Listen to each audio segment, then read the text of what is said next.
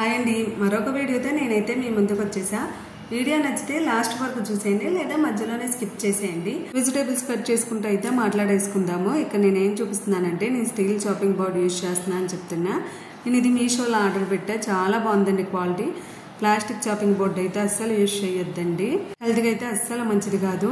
ఈ రోజు మా లంచ్ లోకి అయితే బెండకాయ టమాటా కర్రీ చేస్తున్నానండి. మా ఇంట్లో weekly once or twice compulsory బెండకాయ కర్రీ ఉండిద్ది. మా బాబు కోసం అయితే అది ఫ్రై చేయనండి, టమాటా వేసే చేస్తాను. బెండకాయ కర్రీ ఎప్పుడైనా వండేటప్పుడు దానిలో జిగురు పోకుండా వండండి, అప్పుడే దానిలో ఉన్న బెనిఫిట్స్ పోకుండా ఉంటాయి కదా. ఇంకా కర్రీ స్టార్ట్ చేసేద్దాం, వచ్చేయండి. కట్ చేయడం అయితే అయిపోయింది.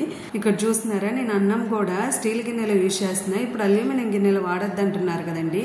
అన్నం జాగ్రత్తగా వాడ్చుకుంటే అసలు గిన్నె మాడకుండా స్టీల్ గిన్నెలో అన్నం వండుకోవచ్చు. అలాగే ప్రాసెస్లోకి వెళ్ళిపోతే, ఆనియన్ బాగా మగ్గిన తర్వాత ఒక టమాటా వేసి హై ఫ్లేమ్ మీద ఉంచితే టమాటా సాఫ్ట్ అయిపోయిద్దండి. తర్వాత దానిలోనే పసుపు సాల్ట్ వేసేస్తే అప్పుడు టమాటాకి సాల్ట్ బాగా పట్టి కర్రీ టేస్టీగా ఉండిద్ది. బెండకాయ కూడా యాడ్ చేసుకుని మగ్గిన తర్వాత సాల్ట్ కారం అడ్జస్ట్ చేసుకోవడమే. అలాగే చిన్నపిల్లలు ఉన్న తల్లులు కంపల్సరీ డైలీ ఒక ఎగ్ యాడ్ చేయండి మీ పిల్లల హెల్త్ కోసం అయితే. అంతే.